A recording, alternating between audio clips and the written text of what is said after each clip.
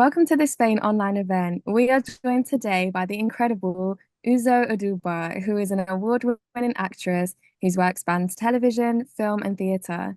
In addition to her acting work, Uzo is a fierce advocate for women's and human rights and serves as Heifer International's ambassador to Africa, as well as an ambassador for Stand Up to Cancer. She currently resides in New York City. Welcome, Uzo. Thank you. Thank you very much. Thanks for having me, Sophia. How are you doing today? I'm doing fabulous this 8 a.m. morning in I'm in Los Angeles. Oh my God. Yeah. So bright and early, and it's dark outside. You can see England, Yes. lovely weather right now. So yeah, I wanted to chat to you. Sorry, scrap that bit. The Road is Good is one of the most thoughtful memoirs I've read. Whilst it's a story of your life's journey, it's just as much as a story of all the lives, ancestral knowledge, and matriarchal loves that intertwined with your own to create the Uzo that stands before us today. Early on in your book, you share how much your Igbo culture played a central role in your identity and idea of self. So I think a really nice way to start is if you could tell us what your full name, Uzo Amaka, means. Sure. My name was Maka. It means the road is good. It Hmm. means, my I'm named the female version after my grandfather on my father's side, but my mom gave me that name because of its meaning that it means the journey was hard, but it was worth it. Yeah. So, despite all the difficulties, if somebody came to visit my house, it's raining, it's pouring, there's traffic, there's all these headaches when you get there. And I meet you at the door. If I say, Kemako, how was the trip?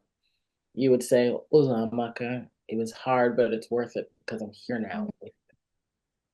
That is so beautiful. And I think for those that aren't familiar with Igbo Nigerian culture, I say Nigerian as the umbrella term, Igbo being one of the ethnic groups within the many, many, many that exist in Yes. Nigeria. Many. Yes. We've got quite large Nigerian communities here in London. Um, so yeah, in particular with the Igbo culture, could you tell us how important names are? For those that don't know, naming is really integral.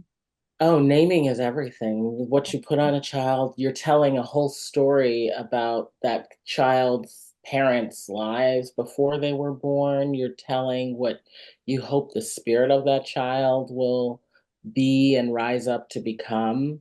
So, with somebody who understands my language meets me, they know, oh, those parents maybe went through something before their child was born, but they don't hold bitterness or resentment about it. They're actually really thankful for their arrival where they are now because they have this baby. Hmm. And almost in a way, the names can be quite prophesizing. It's like a manifestation of what you would Totally. like your child to be. And I think also I'm curious to know, did your name provide a kind of anchoring or affirmation for you throughout your life, something that you can kind of tap back into for maybe inspiration or guidance?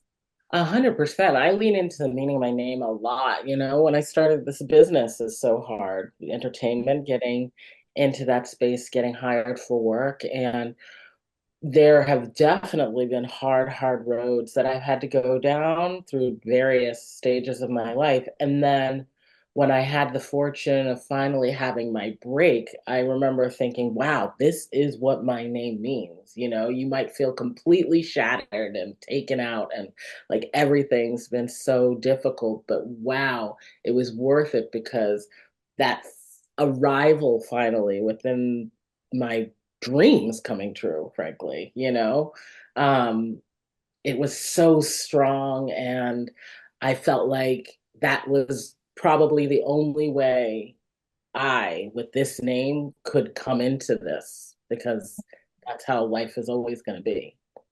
Yeah, and I always kind of refer to this. Your writing is so generous and so real, and you share so much with us about how difficult that road was, especially kind of with your acting career. And you share a poignant moment where you were kind of ready to give it all up and maybe pursue something else.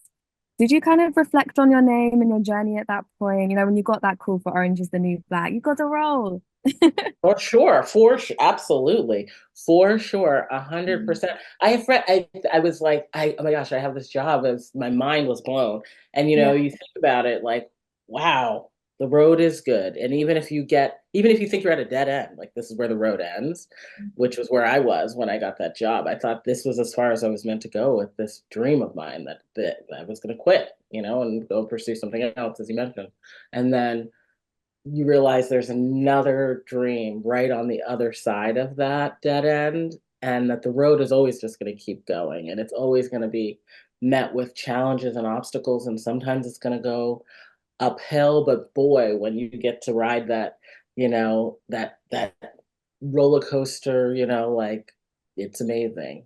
And even in my life, I think about it outside of my work as well. I've had Uzamaka, challenges, but have been met on the other side with other amazing things, despite how hard. And that's a real testament of kind of riding the waves as they come. I think um, there's a point in the book actually where you mention that you felt really happy because all kind of parts of your life felt like they were working out at one time. And it made me think about this analogy that someone had told me about before, like the imagine life as a chair. And like one leg of the chair means like your finances, one might mean your love life, one might mean your career, one might mean like perhaps your health and things like that. And that usually one of them are off kilter. So the Mhm. chair's a little bit rocky, and that's kind of the metaphor for life. So when I read what you were saying about all those parts kind of finally being aligned, I thought it was just a really, really beautiful moment and a nice reflection point in the book as well. That there are times when things do come together. That's right. Yeah. And like it might not last all simultaneously forever, but there might be an inflection point where they all sort of gel and life feels really, really, really, really good. I feel like I'm in that, knock on wood, right now. I feel good. I feel great. And that's so amazing to hear. I want to talk to you kind of to go back to names. You gave birth to your daughter last year. Congratulations. Thank you so Can you much. tell us a bit about what her name means? Sure. Her name is Adeba, also pronounced by some Adiba. It means literally the daughter of the kingdom, and it's a name you can give to a firstborn granddaughter of only the firstborn son. So my husband is the firstborn son, and Mhm. she is the first granddaughter of the family. And because she is the firstborn and the daughter of the kingdom, what it more so means is she's the daughter of the people. She's daughter to everybody. She belongs to everybody, is what it really means, because she's the first. What an honor. That is so beautiful. I think, you know, what's kind of coming out already is all the ways that storytelling is completely around us and surrounds our lives. Like from obviously the book itself, from, Yeah, I have to plug it everywhere. I love. I love. From the book itself to names to the stories that are told within the pages. Storytelling is all around us, and quite often we might not even pick up on that. And of course, like you being an actress as well, there's so many vessels through which you share stories, and I think that's really incredible because you're touching people's lives in different ways, you know? 100%. Like I love in my culture, and like the thing about the book that was like so great was being able to tell the written version of stories that have come Mhm. by my way throughout my life. Our culture, everything is oral. It's such oral traditions of storytelling. And that's why our names are so important, because they carry Mhm. with you not only your story, but the story of those who came before you. And so I love that my daughter is marked by already, everybody knows that she is first. She is, and without her ever having to say a thing. And she knows that she leads from a inheritance place. That's what her role in this world hopefully will grow into. She is to inherit everything that came before her. And you know what's really also extra incredible about names is that oftentimes the stories of the lives lived by that person might not be rendered to history. It might not be something that we can access. When we kind of look back to our ancestors or who were our great grandparents, that we might not know much about them, but the name at least gives Hmm. us some kind of glimpse into the life that they might have led. That's right. A Yeah, thousand just percent. exactly standing the test of time. And she's almost one, right? She's one. She's one It's like, now. oh, happy birthday. I don't know where the time goes, but she's one. She's one. Oh, and at Um, this age, they're really finding their personality, aren't they? oh yeah. I prayed for a strong-willed child. I'm pretty sure I got one. Yeah. She's and I'm glad for it. And just smart and funny and fun and loving and just the best. I love her so much. Oh, I'm so happy for you both, honestly. It's Thank so you. beautiful to bring life into this world. Thank you. Thank you. Thinking about storytelling and through oral histories, especially, which is obviously very prevalent in West African culture. So, like my family, we're Senegambian, and so we Mm, talk about our family history through griots who will tell us all about, our last name. What were we up to? What were people doing? What's the history? And in the West, obviously, it's more prevalent to have a written form of history. But I really love how you call yourself a family historian because I can relate. I'm yes. forever trying to dig out stories from people. I'm like, tell me this, tell me that. Where did you come from? How did you piece it together? Yes. Can you tell me a bit about kind of how that responsibility befell you or how why maybe you stepped up to that plate to be like, you know what, I need to be the one that collects our stories. I think just naturally being in the arts or being a creative, we're drawn to hearing stories, listening to Mhm. stories. Imagination, imagining the world outside of where I live. I think part of what also drew me to becoming that, growing up in the community I was in, where we were the only Nigerian immigrants family, one of a true handful of Black people living in our town. I was really, I think, somewhere deep inside me aching for those parts of myself to be rounded out more fully, Mhm. since I wasn't right there where the stories were happening, Mhm. growing up. So that was important to me. I've always felt that draw since childhood. Always wanted to know more about us, where we're from, the people from that place, who the stories behind the people to whom I am connected, who aren't with us anymore in that place, in that time. And as I got older, I just started to understand this is how, in my culture, our history is maintained, that Mhm. I'm being told these things to hold on to them. And so then as I got older, it started to become more of a bonding, I think, also between my mom and I, as Mhm. she's sharing more and more of herself and our story. Yeah. I realized that her story is my story. Mm. Without knowing her story completely, Yeah. I might not even really know myself. Mm. I And feel like, so sorry. yeah, no, so that was a piece of it. I wanted to know myself more because I am only because of the person that came before her, that came before her. And that comes out really powerfully in the book because we don't arrive here in a vacuum. We don't just arrive and have our whole lives lived without intersecting and it's, sharing experiences of one another, being shaped by one another. And I think kind of thinking about those lessons that we can learn from our parents and our elders, it's not always easy to sit them down and get them to reveal it all to us. You say that No, trust is, it's like, tell pulling me teeth. everything. I'd have a better time at the dentist pulling teeth, I think. You get an easier time Honestly. there. And you share the stories from your mother would drift in when the time is right. And that Mhm. did get me to take pause for a moment with kind of not to get too philosophical, but in this time that we're living in, everything is urgent and immediate, and we must know everything right now. And I wonder, do you think there's a lesson that could be found here in suspending that urgency of revealing everything at once? Absolutely. I think you the lesson I think that's partly there is there's pace in growing into the Mm, stories, mm, which a story that you learn at 5 is not the same story you're going to learn at 15. It's not the same story you're ready for at 25.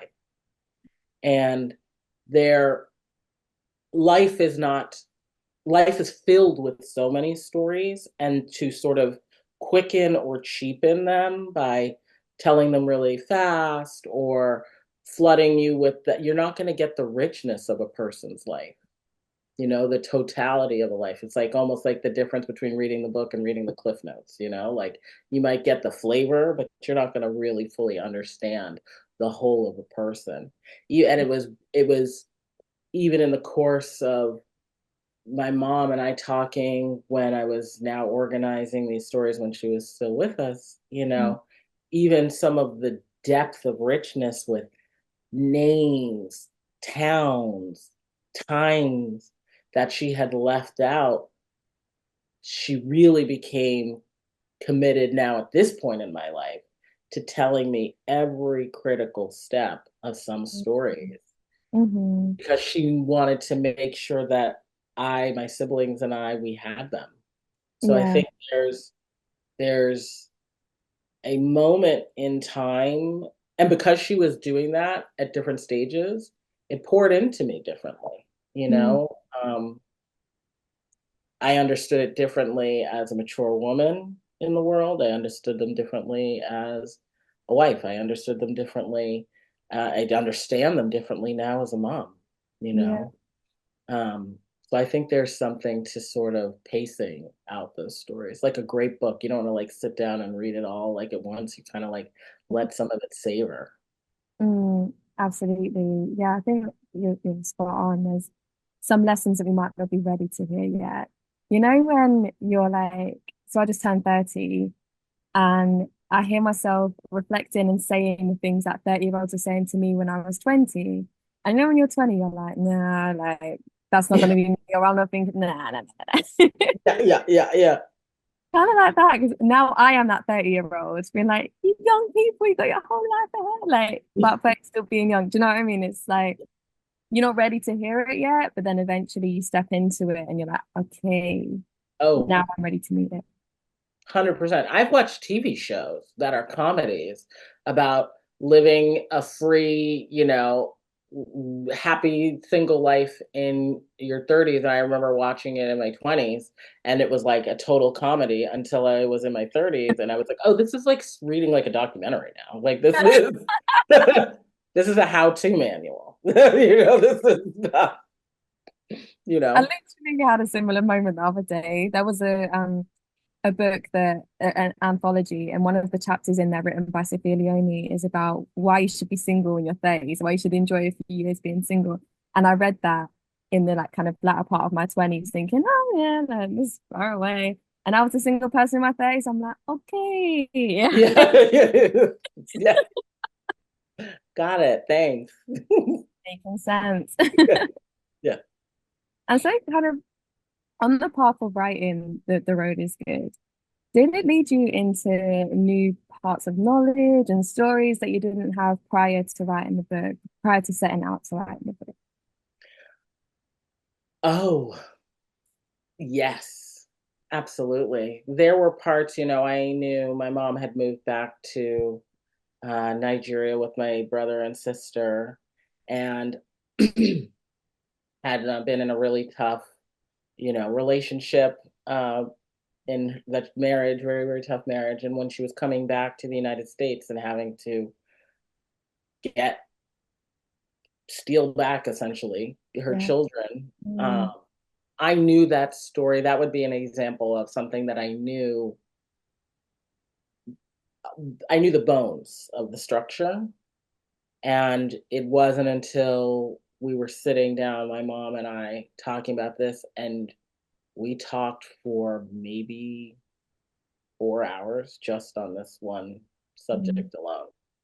And she walked me through every single mm, piece, mm. every car that they had to switch to, every person's role. I had never known prior to that every single person's role. I know a couple people, but not everybody. And I Mm. think that shifted what I experienced in, my mom, she became ill. What I experienced when I was caregiving for my mom, these stories, knowing that it's an oral tradition that my culture holds, I think she realized that some of those stories would go with her if she didn't tell them thoughtfully. And so it was really powerful as somebody who she knew always wanted to hear these stories, always wanted to maintain the family history. Now, suddenly, she started telling them in very, very, very specifically with intense detail, because I think she knew it was going to be the final account of her life someday. Mm. And And I remember, reading that part of the story as well, and how just poignant and incredible it is to have a whole village of people helping to get your mum out of the country, to get you guys back together. I think it's just a real testament as well to community and people coming uh, together. 1,000%, a Mm. 1,000%. And that was like an essential story. I remember getting that story at one point when I was much younger. And then again, like I said, more detailed in recent years. It's she needs to tell you that story so you can so I could understand why I Yeah. have the name that I have. Because Mm, immediately after she came back to America, she met my dad. They fell in love. If I don't know those parts as to why my name is my name, then mm, I that's what I mean when I say I don't know the whole of myself. yeah. Well, thank you. Um, sorry, just reflecting on the power of names and even kind of my own. Like my name, obviously being Sophia, that's my mom actually named me after Sophia Loren, so that one doesn't have a powerful meaning. Yes, yes. I love, yes. I'm like, oh mom, what does my name mean? Like, what made you choose it? And she was like, oh, this is Sophia Loren. It was I love Sophia Loren is no, it's a that's high compliment. It's a high compliment. yeah. But my last name in Arabic means education. Mm, Which like kind of when you reflect, it's like, okay, I didn't know that until I was ready, stepped in that purpose. I used hmm. to lecture in Black British history here in London, and obviously like running the free books campaign. I'm all about getting books to Yeah, people yeah. so that they can educate Educating. themselves about financial barriers. And yeah, so it's been like, as much as this is kind of the story of your life, there's so many points for readers to reflect on their own journey with this as well, and understanding their own name and their own heritage, no matter where they're from. Yes, yep. I agree. Mhm. And kind of what you were saying about being sat down with your mum for 4 hours, talking about that particular one story in a multitude of stories. I wonder, like, as a writer, how does one take care of themselves when they're digging into the kind of the deepest parts of themselves to share really generously a story of your life and the story of the lives that help to shape yours? You know, this was a unique case for me because it was the first book that I've ever written, Mm, but it was actually the writing ended up being the protection that I needed. When I when the book, I say this all the time, the book I sold is not the book I wrote. Um, my mother, when I first started my very first proposal for this book, was not diagnosed with cancer at the time. hmm. Um, so the story that I thought I was going to write was completely different. Yeah. And then she was diagnosed with cancer, terminal cancer, and that actually ended up being this book that I didn't even know I needed at the time. It gave me a place to go to bring my younger mother and myself back to life. It gave me a space to tuck in to all the joyful moments that had been happening in my life, throughout time. It gave me a place to really remember just where my bone is cut from and from whom, what made me strong and gave me my strength and supplied me Mm. with the strength that I was going to need in real reality in that moment, you know? So writing this book, and then after my mom unfortunately passed away, it gave me somewhere to keep her alive. Mm. Thank you for sharing that.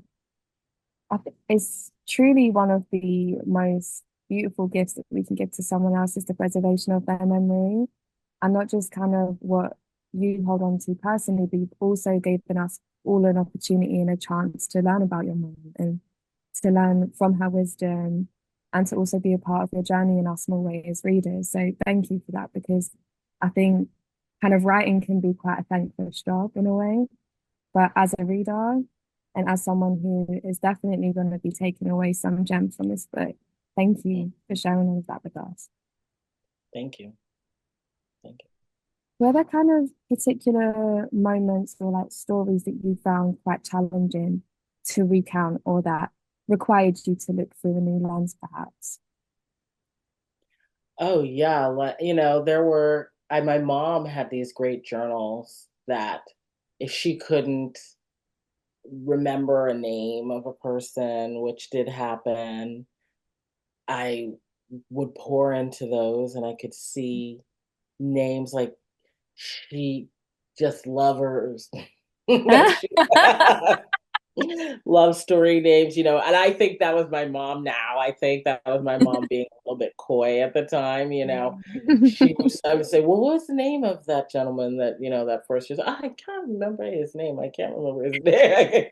And then she gave me her journals. I shouldn't say I found, she gave me her journals and I found his name Mm. in there. And so it's like, you did remember his name. You totally knew his name. You just didn't want to tell me That his one name. I'm taking with me. Yeah, exactly. Exactly.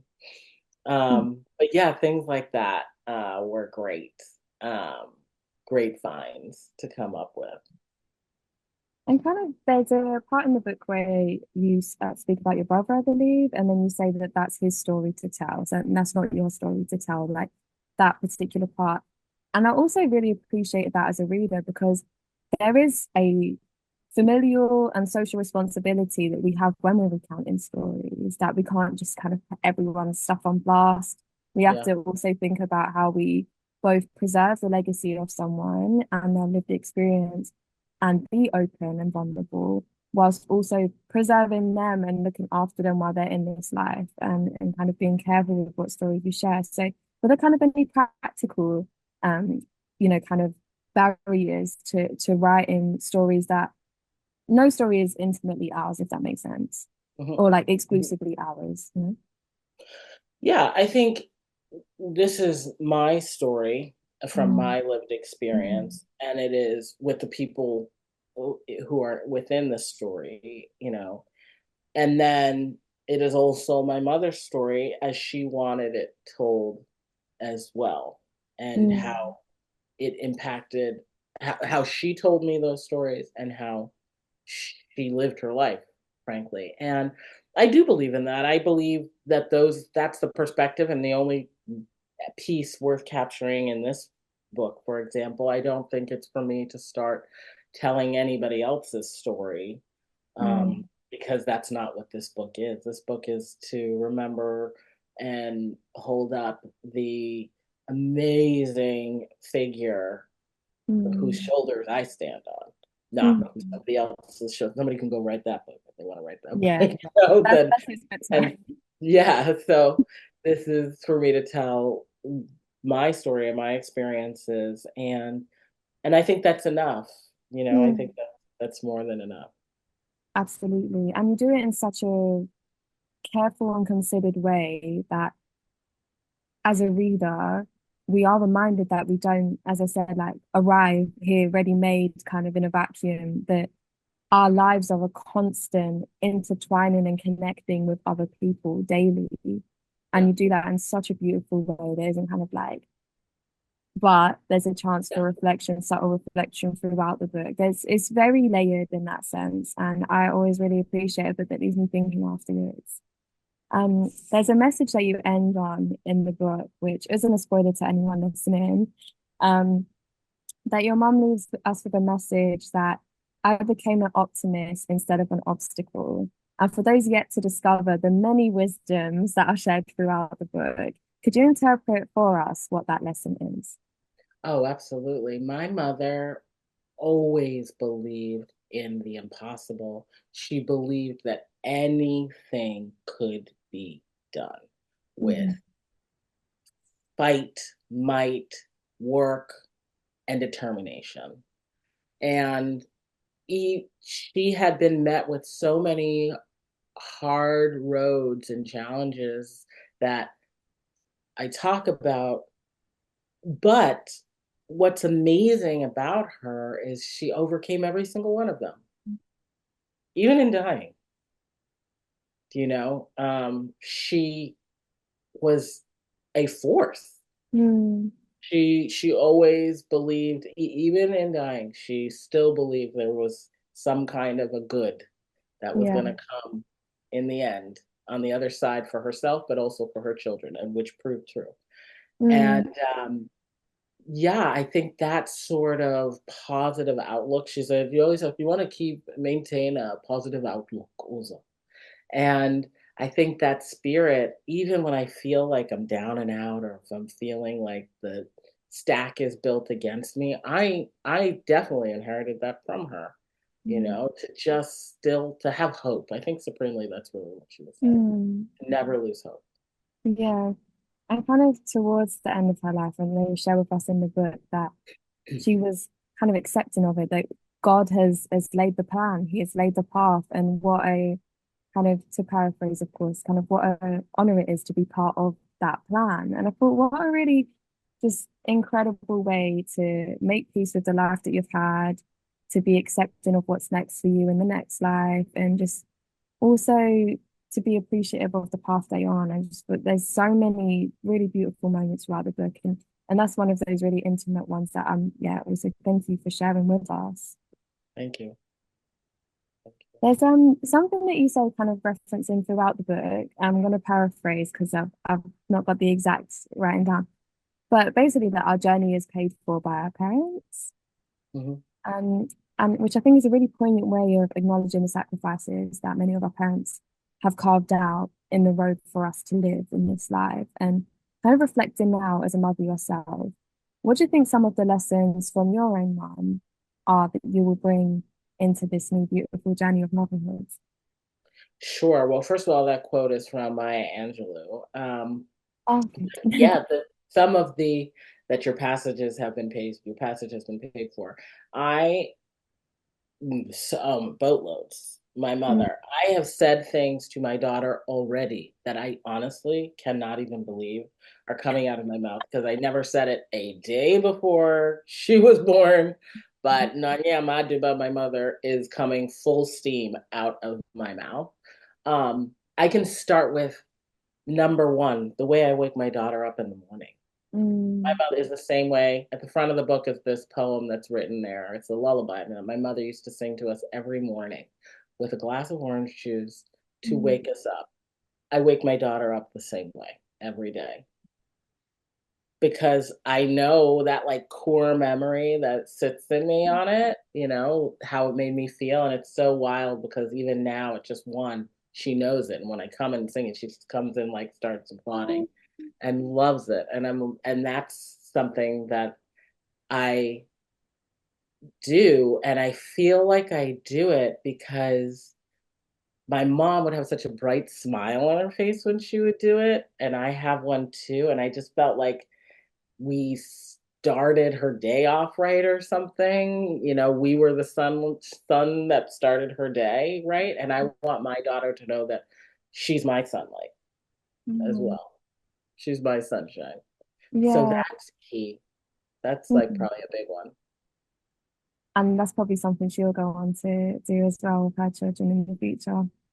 I hope Which is just so. a really beautiful way to wake up even. I remember my mum, she would come in, like when you start getting to that age, you're like, Mom, please, like I'm sleeping. Yeah. She would come in and sing, and that would be how it would wake us up. And You can't be mad at that. It's like, okay, all right, let me join in. Oh, you can't. There's this Billy Joel song called Lullaby, and like the last line of the song says something like, "Someday we'll all be gone, but lullabies live on and on. They never die. That's how you and I go on." Mm. And I think of my mom every time I hear that song Yeah. because she's there in the room with us every morning. Mm. And that's just another way that storytelling lives through us, right? In all of these many, many different ways. And also how even once someone has passed in this world, their memories live on through us, their actions live on through us, their teachings live on through us, that we don't, when we transition, we don't leave this world behind with nothing there. There's a whole legacy, and that's also really, really important to remember and to treasure. That's 100%. 100%. And there's another little bit in the back to I'm gonna read. Um Again, not a spoiler, I promise you're No watching. I'm spoiler. not spoiling nothing. Nothing. I'm Nope. Nope. really against spoilers, but I really think this is important for you. So tell me. Um so you say this is my story and my mother's story too. She did what all of us in this family came here to do, to see ourselves as connected, strive to reach a place, and then to pick up someone else and help them get to their next place. A lot of there's, I've highlighted so much in this book because there's a lot of really beautiful wisdoms in there. And this is one that I thought would be a really nice connecting point to us, the reader. And so I want to ask you, for someone who's picking this up for the first time, what would you like them to discover along the way? I hope they discover, one, come to know me a little bit better and my family and my world. But Mm, I really hope that people understand that the road is much longer than the moment we're standing in it. mm, You might just be standing at an intersection. That's not the end of the road. You might think it's a dead end, but there's a path that's being blazed just behind it.